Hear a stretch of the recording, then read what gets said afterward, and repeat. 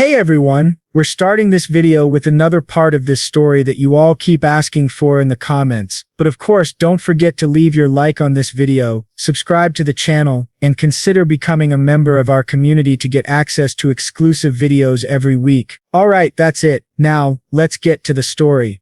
Imagine that you're in a world of fantasy and cultivation. You grow and develop rapidly, eventually becoming the elder of a sect. After some time, you gain disciples and a kind, gentle maid. But during one of your missions, you are attacked and end up in a fatal condition, just waiting for your own death.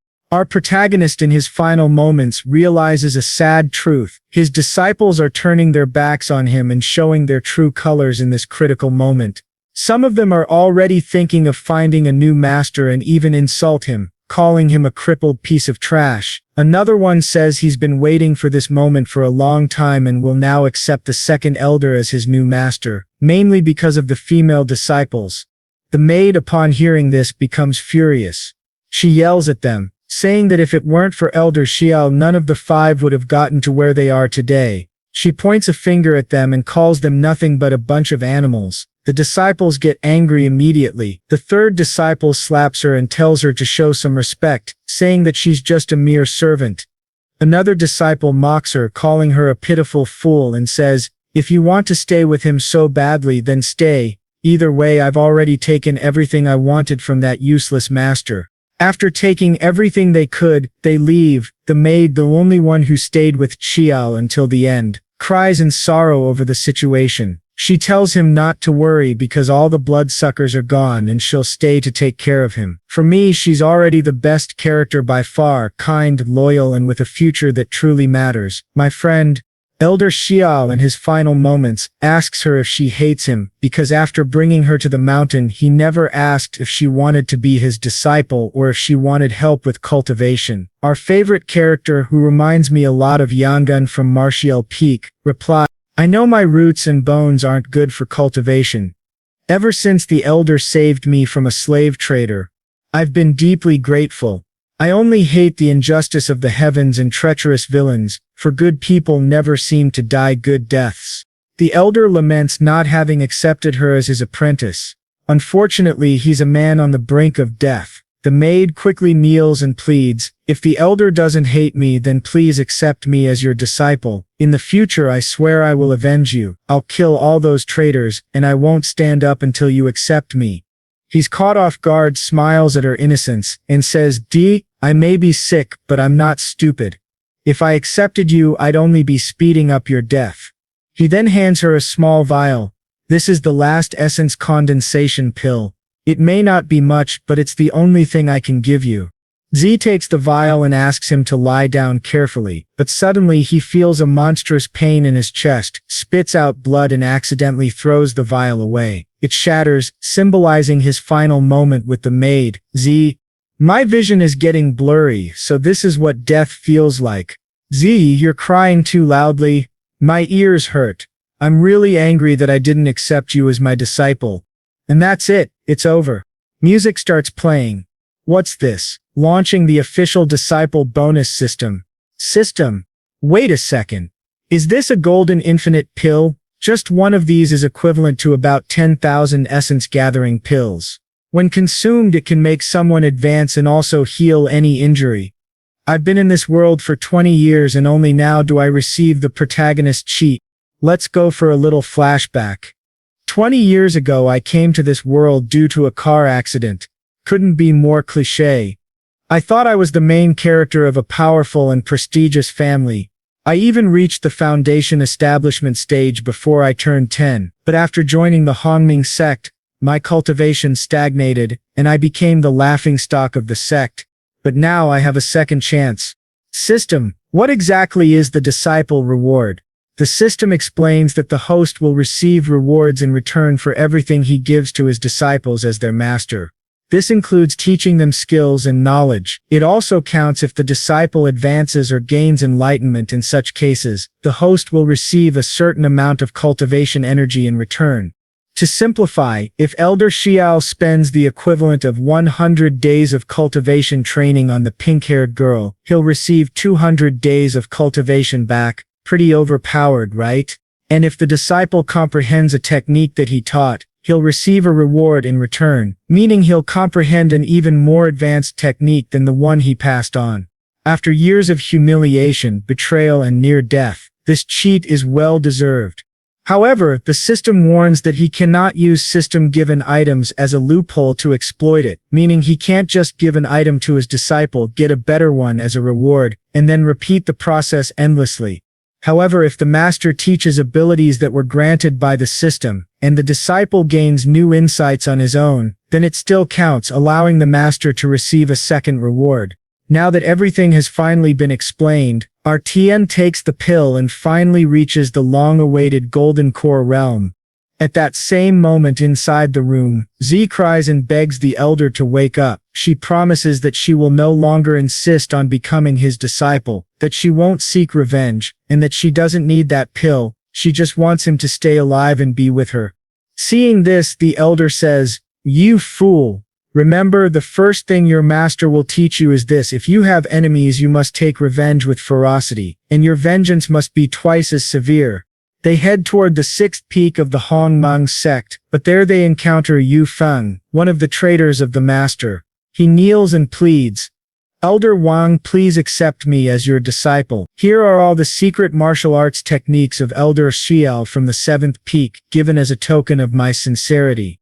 He hands over the secret techniques of his former master, and the old elder smirks, saying mockingly, "So Xiao really did raise an excellent disciple. The one who was once the star of the Hongmeng sect, who considered himself unmatched, has ended up like this today. If you truly wish to become my disciple, you may," the old man continues. "This is the ruler of repentance from the discipline hall. A tool capable of dissecting a person's spiritual roots. If you can extract Yiao's spiritual roots, I will immediately accept you as my personal disciple. But be careful to hold it properly. Once this ruler touches blood, it won't release easily without the proper method." The traitorous disciple replies, "Elder Wang, don't worry. Feng won't let you down." But just as he finishes speaking, a surge of power is launched toward him, sending him flying backward. His blood splatters onto the ruler of repentance, activating it. He's done for. The pain is unbearable, so much that he begins to cry and scream, shouting that he can't die here, that his path to immortality has only just begun. The elder looks around in shock and asks who's there. But when he realizes it, it's Xiao Shreen, standing majestically in the air above his head. Our Tien, no longer Xiao but Tien, says to the elder, "If you want my spiritual roots so badly, why don't you come take them yourself?" The old man looks at Tien, clearly unsettled, and says that he was merely joking with his disciple, that his words might have been a bit harsh. Elder Wang thinks to himself, didn't he just say that this worm was on the brink of death? Then why does he now have such a strong aura, as if he's surpassed the Golden Core realm? Tien looks at him and says coldly, "Ah, so that's how it is. However, I wasn't joking with you, elder." He then unleashes an attack, summoning countless flying swords. The old man stares in disbelief.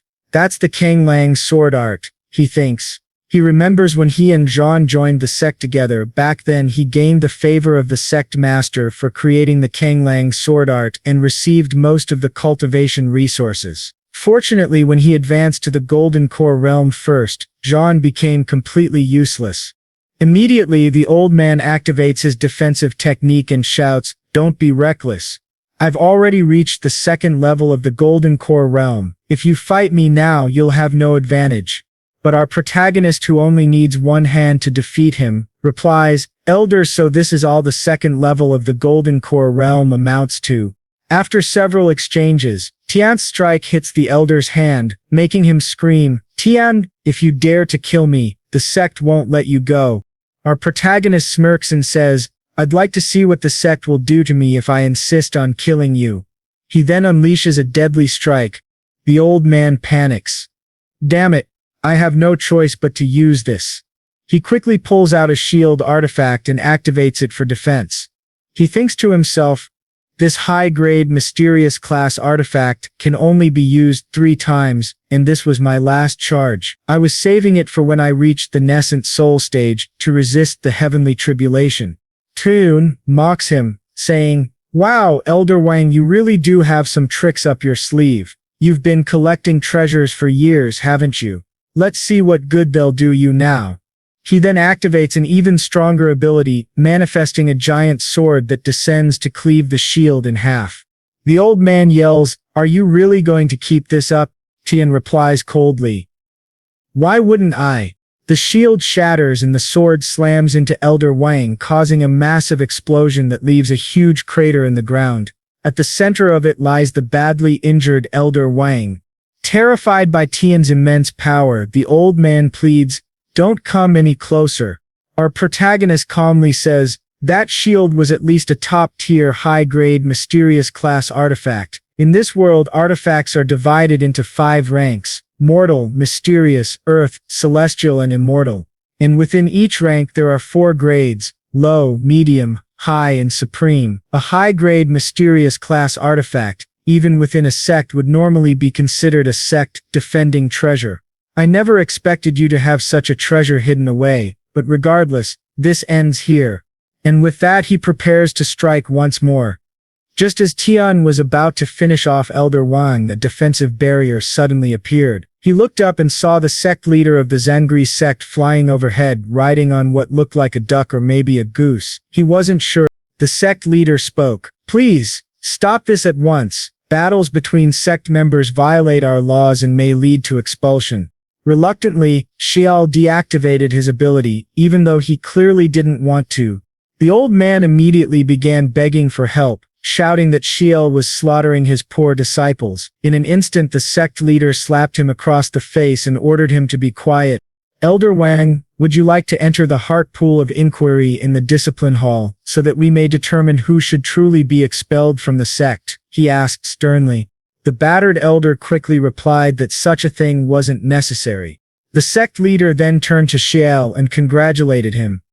"Elder Xiao, congratulations on breaking through the golden core barrier after so many hardships."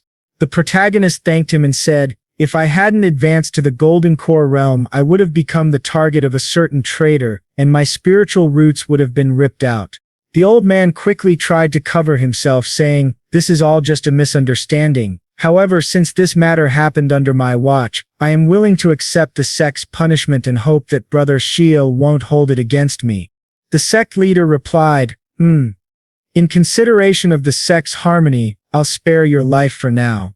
But things are different for your disciple. To betray one's master and repay kindness with hatred, his cultivation must be crippled, and he shall be expelled from the sect." We then see the traitorous disciple completely wrecked, with the ruler of repentance impaled in his abdomen as he desperately crawls across the ground trying to escape. The traitor begs the sect leader for mercy, but the leader says, "I'll leave this matter for Elder Xiao to handle." At that moment Z appears and says, "There's no need for the master to act."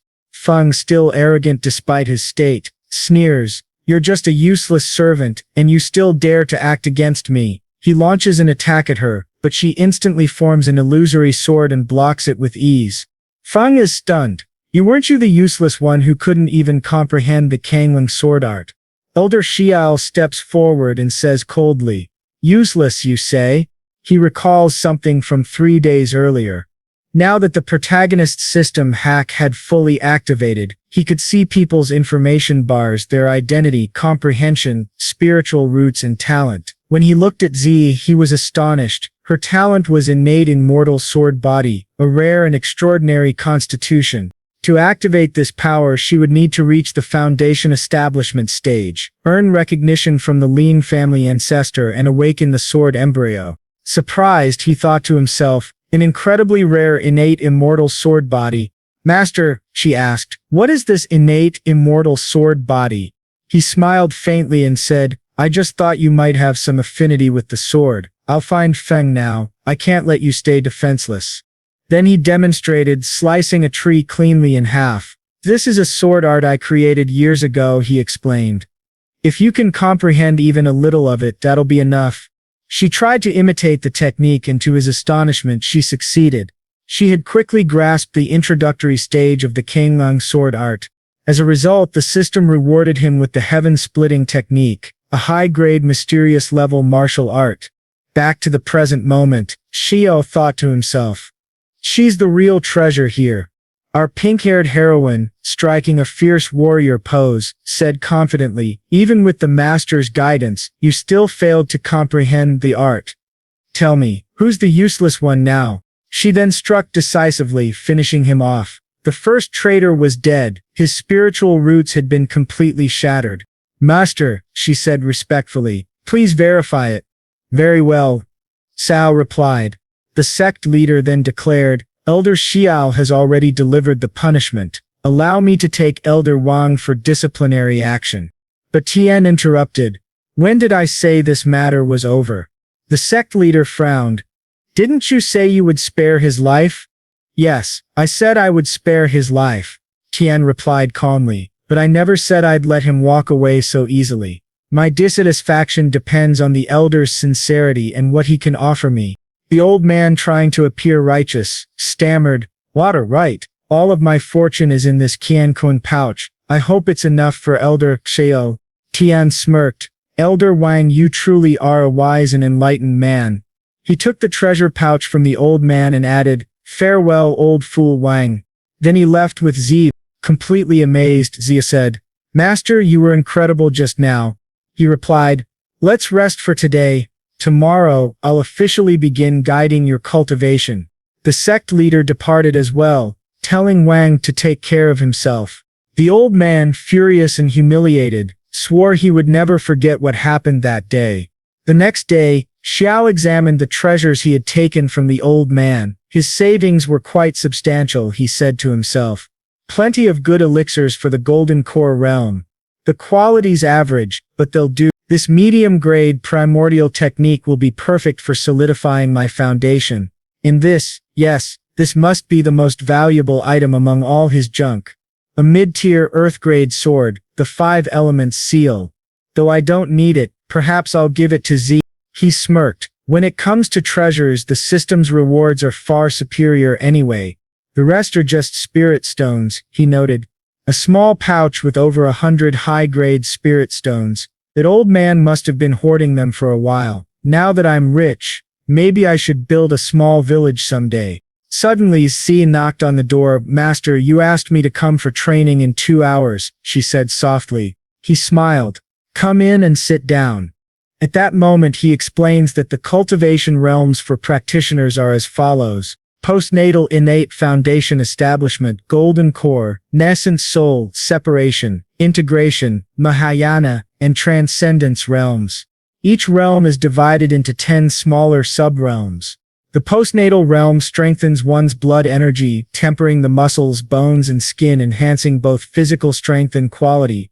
The innate realm refines blood and ki to form internal energy, increasing martial power and physical defense.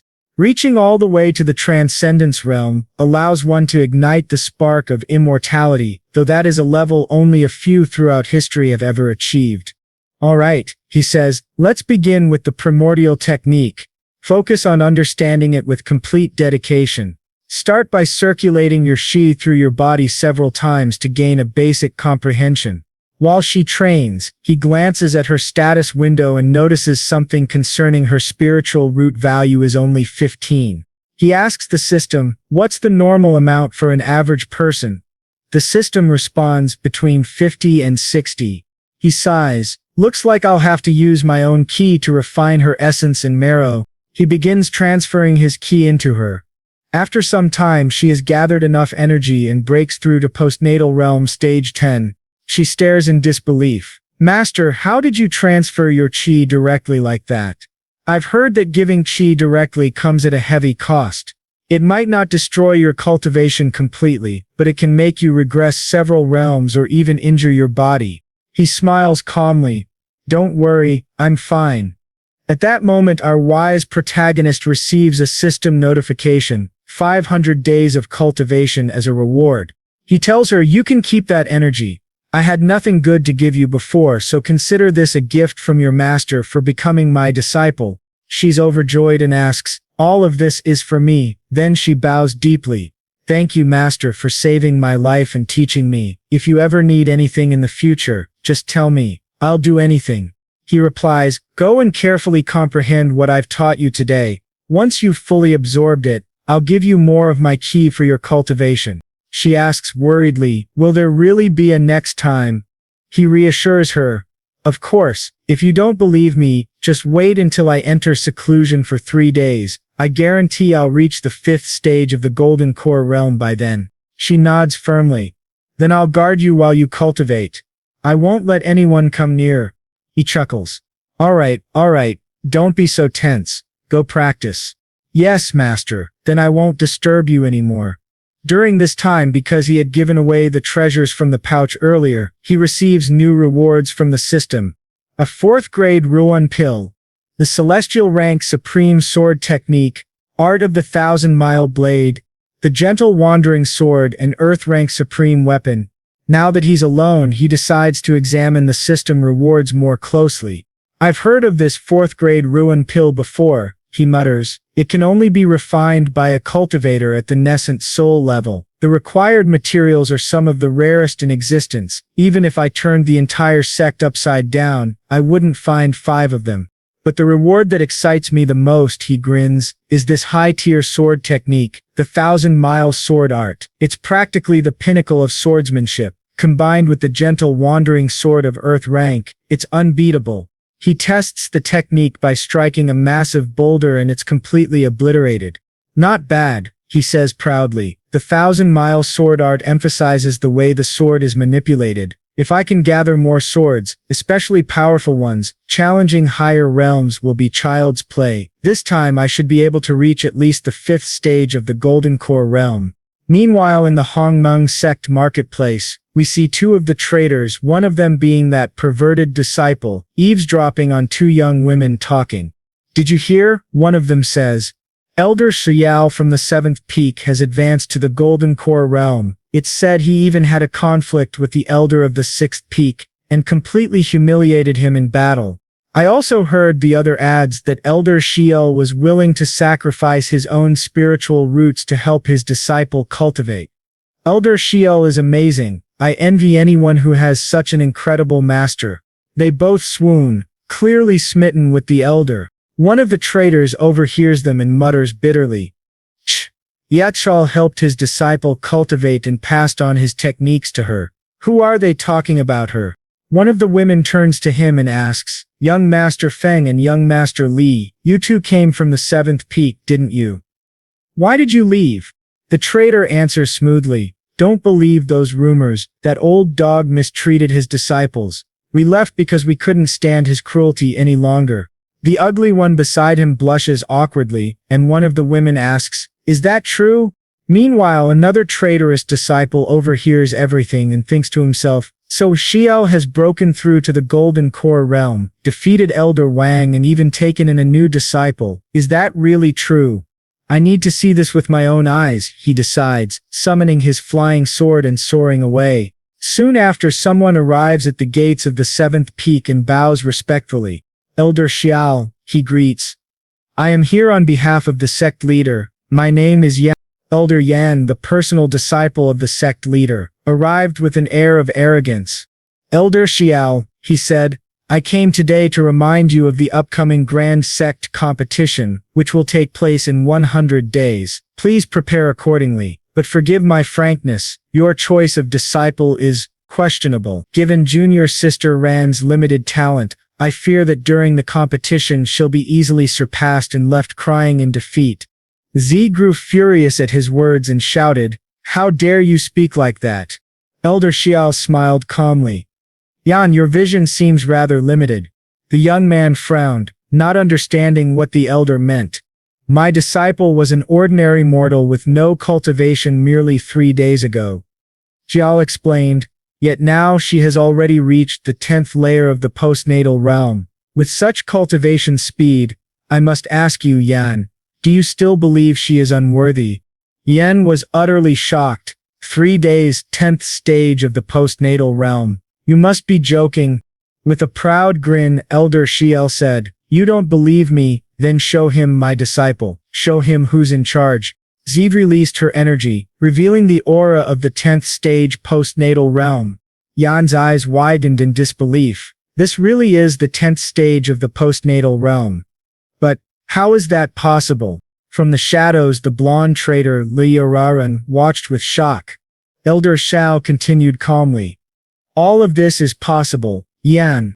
Sia stuck her tongue out at the arrogant man in defiance.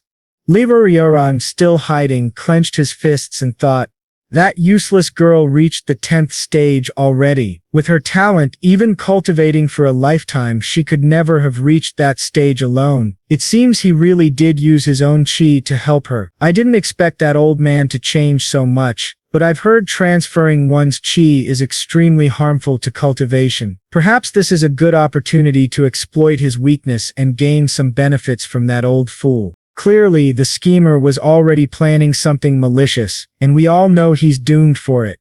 In the next scene, we see his plan unfold as he approaches the Elder of the Third Peak, seeking to use him for his plot. Elder Mengyu listens carefully. So you're saying that Elder Jael seized all of Elder Wang's possessions and even passed a supreme technique to his disciple.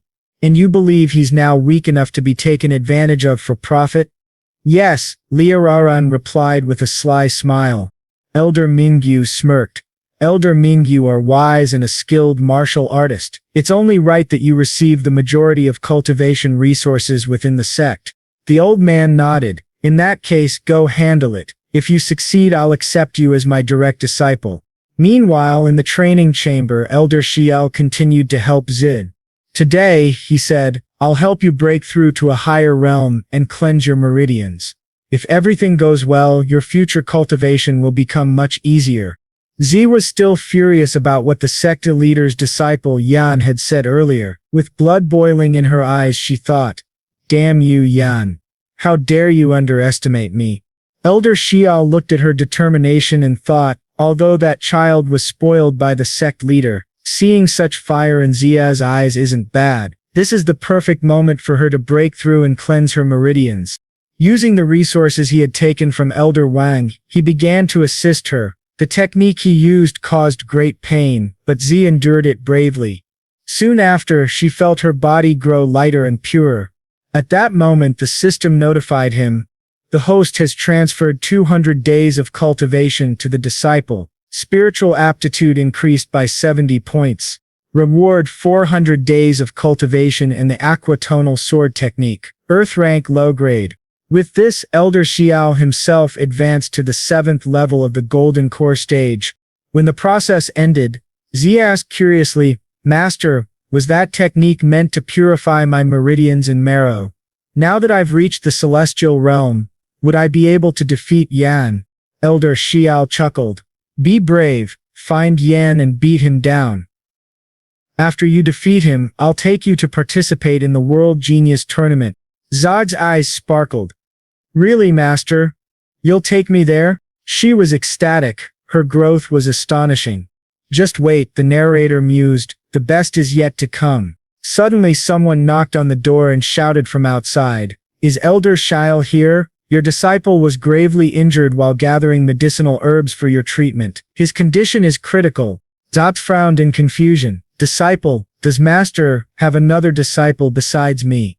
When they opened the door, they saw the blonde traitor Liararan kneeling on the ground with fake wounds all over his body. He said weakly, Master, your disciple was too weak. I only managed to retrieve a single blood dragon life-saving herb. Please, take it quickly. Z shouted angrily. This traitor who betrayed us to the third peak dares show his face again. Have you no shame? Feigning pain, Liararan said, it's all a misunderstanding. The only reason I joined the third peak was to ask for their help in obtaining this herb to save your life, Master. The disciples behind Elder Meng added, Brother Li nearly lost his life for that herb. How can you treat him so coldly? Even if you lack gratitude, must you respond with hatred? Elder Meng stepped forward. My disciple knelt before me for 3 days, begging for my aid. Even I was moved by his sincerity. Zid clenched her fists. They're spouting nonsense. He clearly betrayed the sect and now he's twisting the truth. Elder Shale gently stopped her. Enough. Let me handle this. After observing everything carefully, he asked calmly, Since you swore loyalty to the third peak, why have you returned now? Do you truly wish to come back under my tutelage? The traitor knelt low and said, I Lira Run acknowledge the weight of my sins and betraying the sect. I am unworthy of calling you my master, the blonde disciple said, bowing low. Master, please accept this blood dragon herb. Two bystanders whispered among themselves. The elder seems perfectly fine. He doesn't look poisoned at all. Looks like that poor Lin kid's talent was ruined for nothing. Without a fourth-grade pill, his cultivation is finished. They spoke arrogantly, then added, Elder, I hope you have a fourth-grade pill prepared. Junior brother Lin was harmed because of you. The blonde one quickly feigned humility. No, that's not true. But our clever protagonist, realizing that this was all a setup, smiled and said, Who said I don't need this herb? In fact, I'm quite weak and in desperate need of it to recover my health. Isn't that right, Xenu? He suddenly leaned toward her, pretending to stumble from weakness. She caught him quickly and played along. Yes, master, you've been very weak lately. The three visitors froze, realizing that he was acting as well. The blonde traitor gritted his teeth inwardly. When did this old man become such a shameless actor? Still, he thought, that herb wouldn't have worked anyway. If I can trade it for a fourth-grade pill, I won't really lose anything. Feigning concern, he continued.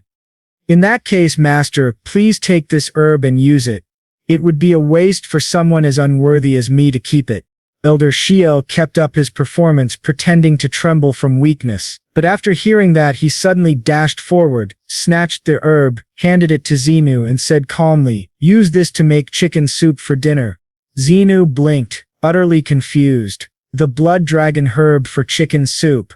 Meanwhile, the system rewarded the old trickster for his cunning act. He received a second-grade blood dragon herb for giving the first-grade one to his disciple. The blonde continued, pretending to be emotional. I'm just glad to have helped my master. But Elder Meng, standing nearby, was furious. The two followers behind him protested. Elder Meng, he used his cultivation bravely to save his master. And now he's getting nothing in return. Shouldn't you defend junior brother Lei? Meng, frowning, said with fake righteousness, a human life is at stake. As members of the sect, how can we stand by and let him die? If word spreads, would the seventh peak ever accept disciples again?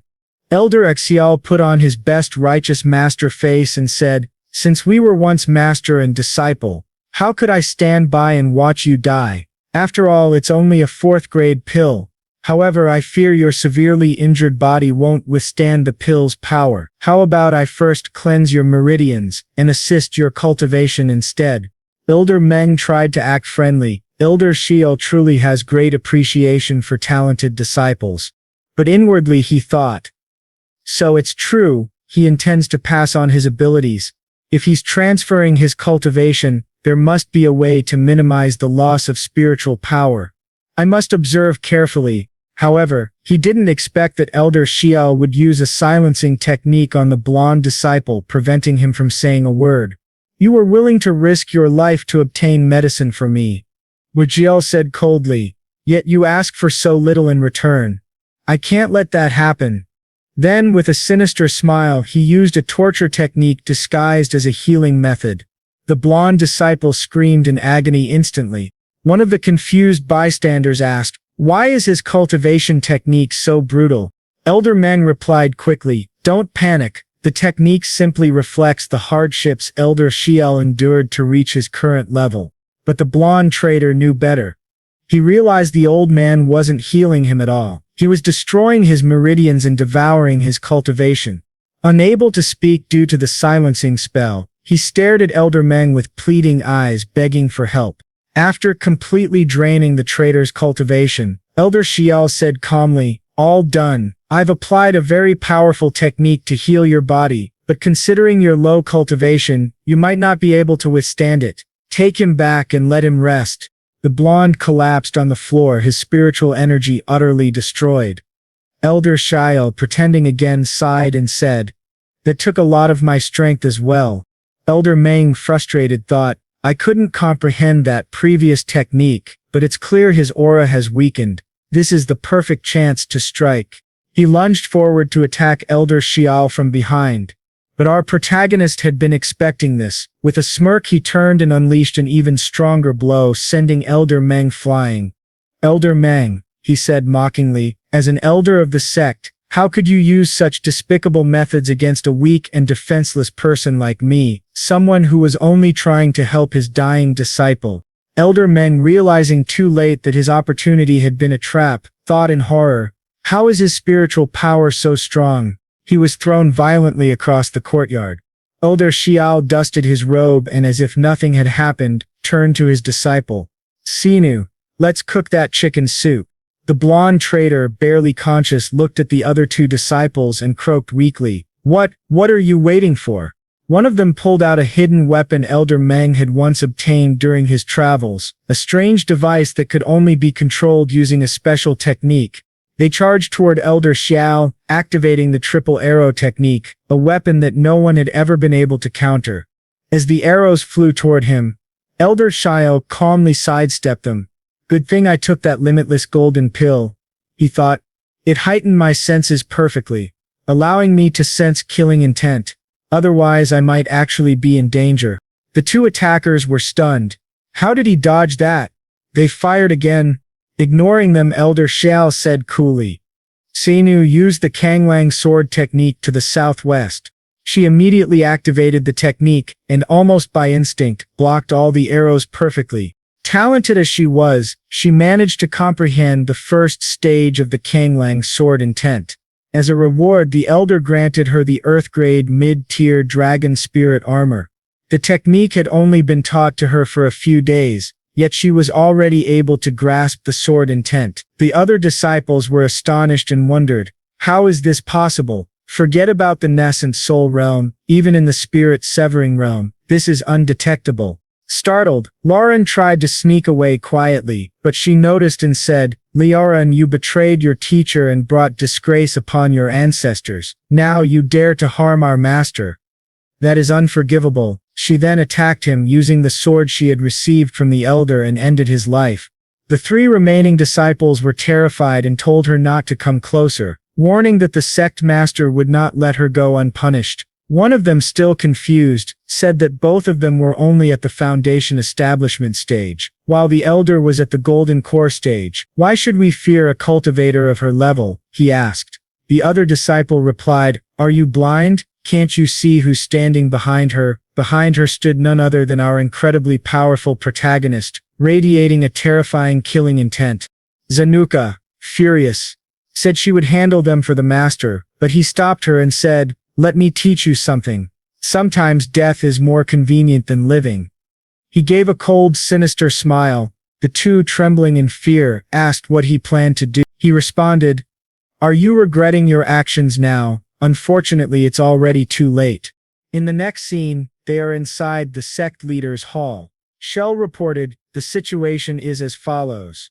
Mengu, in collaboration with a sect traitor, came to provoke us for no reason. To protect ourselves, my disciple and I crippled the cultivation of the two disciples. The sect leader, understanding the justice of our actions, surely won't punish us." He said this while the Elder Meng was kneeling beside him. The sect leader looked at the situation and said, "Elder Zhayal, although the traitor is dead, remnants may still remain. However, repeatedly violating the sect rules cannot be ignored."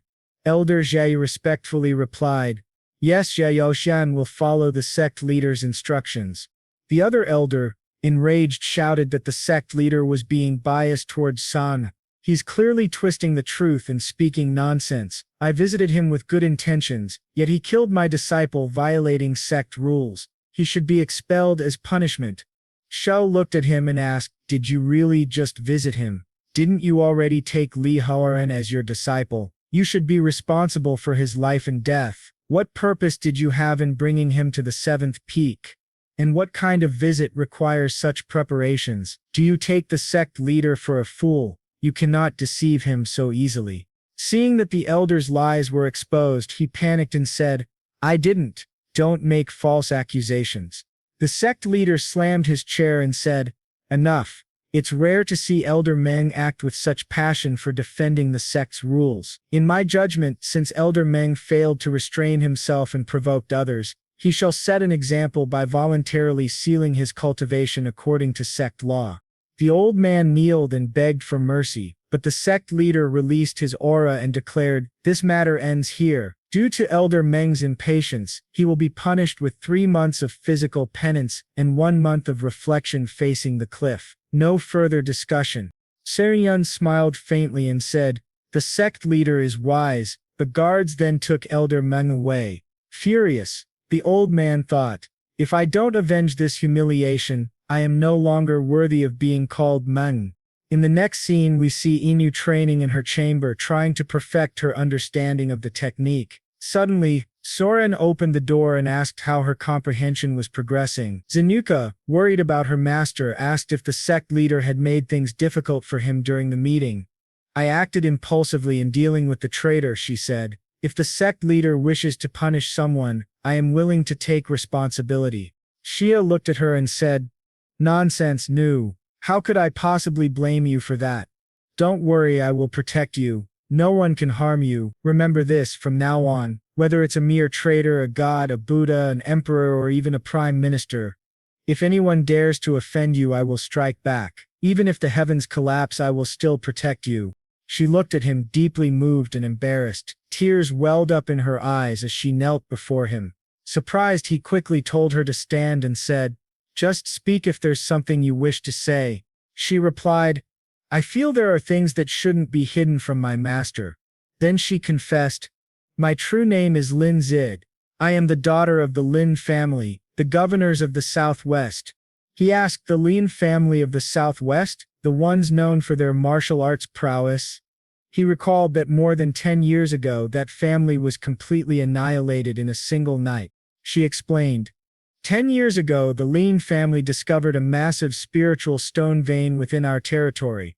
The abundance of spiritual resources was enough to establish a power on par with the Hong sect. My father, the family head at the time, immediately ordered that this matter remain secret. Fearing that it would bring disaster, my father kept the discovery secret.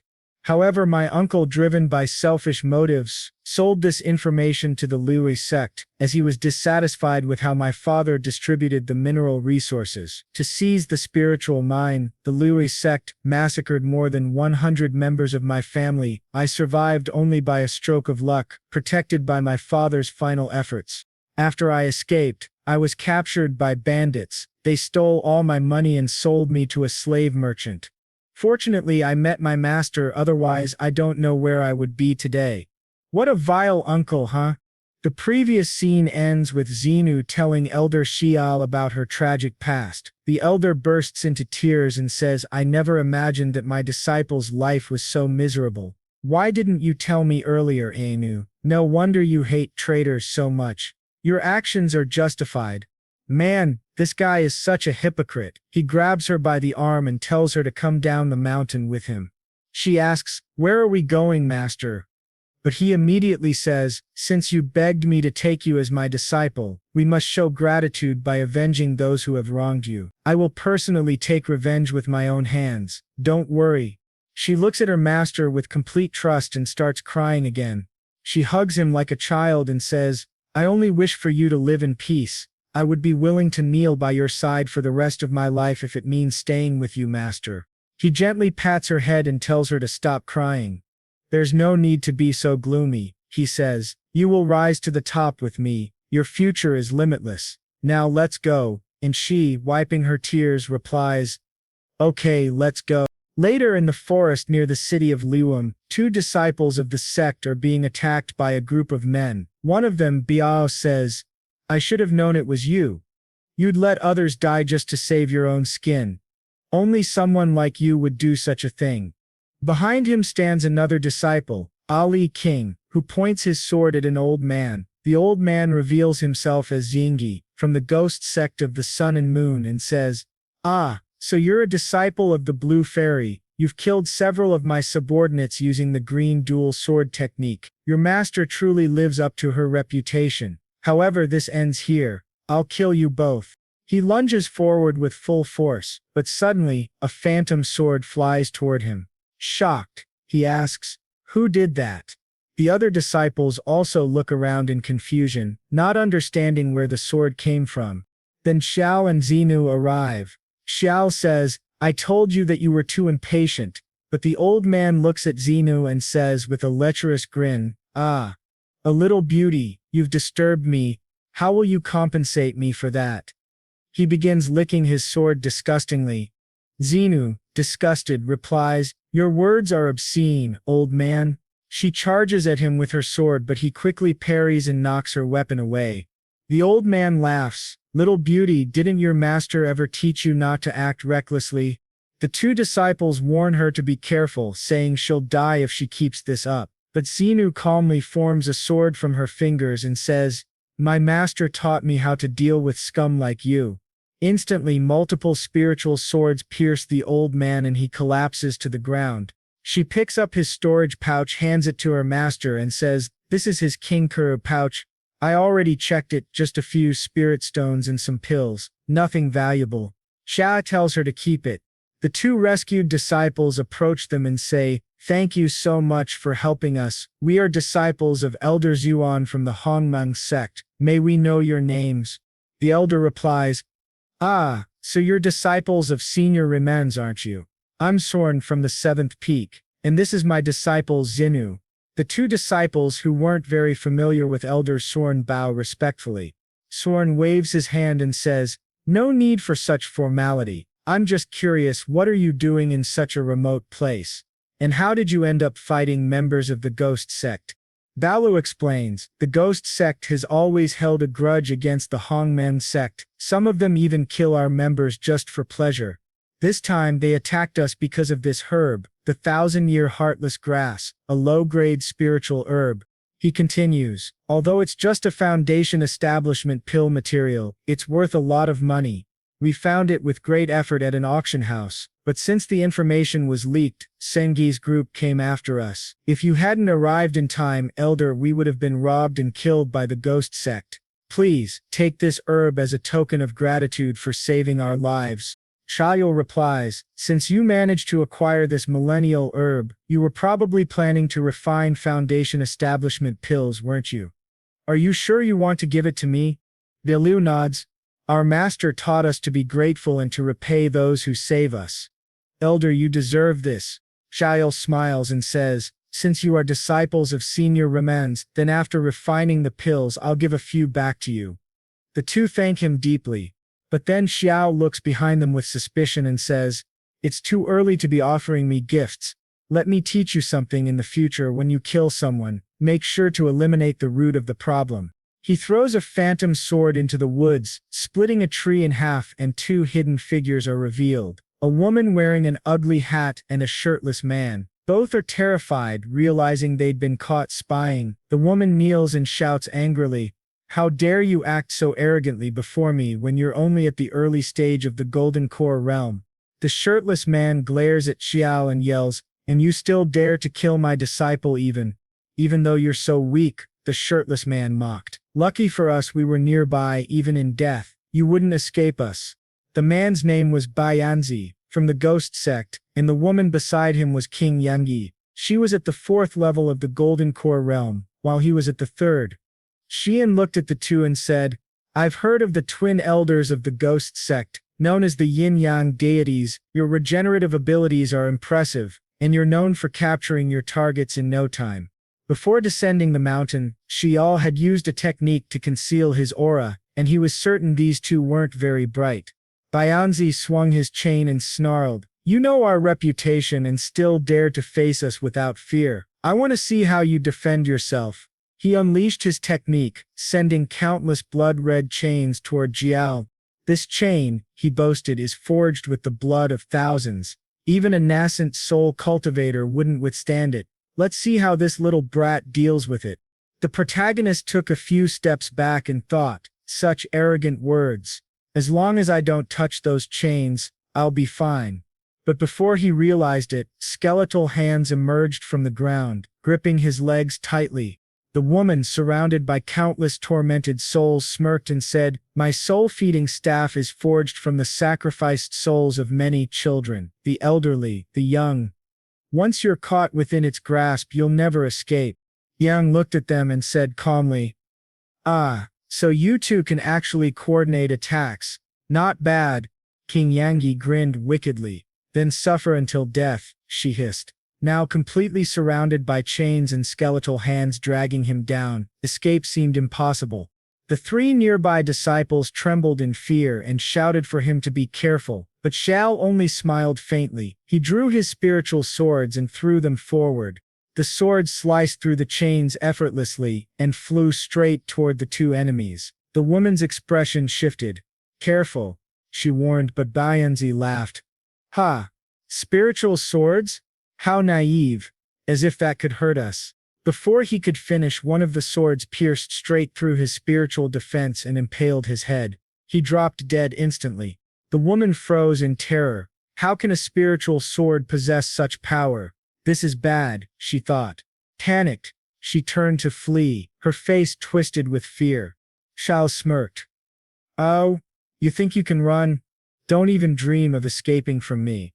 He unleashed a golden sword spirit toward her. Desperate, she pulled out multiple weapons from her staff to block it, activating a pentagram formation surrounded by floating blades. But Xiao shouted to the souls trapped within her weapon. Once this technique breaks, you'll all be free. The enslaved souls heard his words and realized this was their only chance for release. They turned against their master, swarming her. King Yangi screamed, "What are you doing? He's the enemy." But it was too late, the spirits devoured her alive. Moments later she was gone, consumed by her own vengeful souls. Xiao looked at the lingering spirits and said gently, "Go now, reincarnate and find peace." The two disciples stood speechless. The two powerful ghost sect elders, known for their deadly strength, had just been slain by Yeo with only 2 moves. They whispered among themselves, could Elder Swan already be at the nascent soul realm? Xinyu, beaming with joy, collected their weapons and said, "Here are all their treasures, master." The protagonist chuckled, "Not bad, my obedient disciple. You can keep them. There's also a pouch that belonged to Zangi. It's yours now." Her eyes sparkled as she bowed gratefully. The two disciples, however, were stunned. How could Elder Xiao just hand over so many powerful treasures to his disciple? They thought, does the 7th peak have so much wealth to spare? Xinyu opened one of the pouches and said, "There are over 10,000 low-grade spirit stones and several elixirs inside, but master, how could I possibly use all of this by myself?" He smiled. "I've already given them to you, do with them as you wish." Meanwhile he silently checked his system, which displayed his rewards: 1 immortal nutrient pill level 4, a king ring with a capacity of 15,000 cubic meters, 5 millennial heartless herbs, and 2,000 absolute grade spirit stones. There were 4 grades of spirit stones: low, mid, high, and absolute. The exchange ratio between each level was typically 1 to 100, which meant he now effectively possessed the equivalent of 2 billion low-grade spirit stones. He grinned widely. "Now, I'm rich." Later Xenu approached her master and said, "I already have the best King Kun ring. May I give these 2 storage pouches to those disciples?" The 2 disciples blushed in embarrassment. "We couldn't possibly accept such gifts," they said. "We're far too poor to own something as valuable as a storage artifact." But Xiao patted Xenu's head and said, "It's fine, you can do as you please." She handed the pouches to them, saying they should keep them safe. Watching her, Io thought, "Xenu and I make quite the good team." After the protagonist and Xenu left, the 2 disciples sighed and muttered, "Damn it, if only we had joined the 7th peak, we'd be rich too." Later in the city of Loyum, inside an alchemy chamber, Xenu asked, "Master, what are you doing here?" He replied, "The millennial heartless herb we obtained can be used to refine foundation creation pills for you. To prevent the medicine from losing its potency, we should refine it right away." Nearby, a beautiful blonde girl, overhearing their conversation, thought to herself, foundation creation pills. You need to be at least, to refine a foundation creation pill, one must be at least at the golden core cultivation level. Then man is so young, and he has already reached the golden core realm. This is truly impressive. I want to see this for myself. After the protagonist, acting all confident, tries to make the pill on his own, the furnace simply explodes with him and Azanu nearby. The blonde girl just stands there shocked. Azinu, injured, asks him if he really knows how to refine elixirs, but he replies embarrassed, "Well, I've never made a foundation creation pill before." In fact, he had never even refined one before. The blonde girl starts laughing while looking at them. She walks closer and says, "Young master, if you wish to perfect the foundation creation pill, I can help you." Azinu looks at her and exclaims, "Wow, such a beautiful sister. Sounds great." The protagonist turns to see who is speaking to them, and she explains, "Well, I can make the pill, but the foundation creation pill requires pouring a large amount of spiritual energy into it, and the young master must do that himself." Some people nearby watch them talk and whisper among themselves, "Wow, Miss Suze is teaching for free today. What a kind person." The protagonist soon realizes that despite being so young, she is already a level 2 alchemist. Truly talented, he thanks the lady and says he will pay double if she succeeds. She begins refining, placing various herbs, elixirs, and crystals into the furnace. With skillful manipulation, she quickly and perfectly succeeds in producing the pills. She places them in a bottle and hands it over to them. The protagonist thanks her, offering payment, but she replies, "No, it's not necessary. It was just a small favor. Keep your money." At that moment they hear commotion nearby. Many people are running, shouting that the auction on the second floor is about to begin, and that even a heaven-grade sword will be up for sale. They realize they should go too. The blonde girl seems surprised and remembers that she also needs to attend the auction to buy something. She waves goodbye to them and leaves. The protagonist and Azinu, a bit confused, think about the upcoming auction. A heaven-grade sword, but doesn't Azinu already have a weapon? The only thing the protagonist thinks is that he'll receive rewards from his system if he buys everything at the auction and gives it to Azinu. He invites her to go to the auction for fun and she happily agrees, saying, "All right, let's go." On the second floor of the building where the auction takes place, the auctioneer starts speaking. He presents a whip made from 1,000-year-old ironwood, infused with spiritual energy and embedded with spirit stones to multiply its power. The starting bid is 30,000 low-grade spirit stones. Azinu immediately raises her paddle and shouts, 1,000. Everyone is shocked. How can those two spend so much? Are they really that rich?